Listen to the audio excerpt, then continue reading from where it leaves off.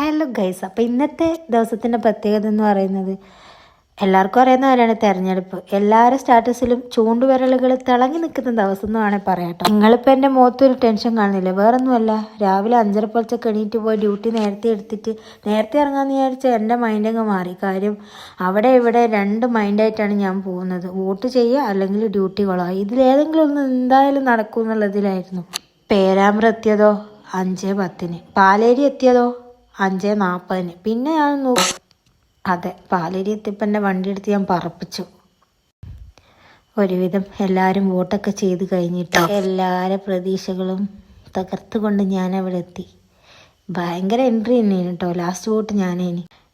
എല്ലാ സിനിമയിലും ഹീറോയിനോ ഹീറോയ്ക്കോ ഒരു എൻട്രി ഉണ്ടാവില്ലേ, അതുപോലെയായിരുന്നു ഈ ഒരു സീന്.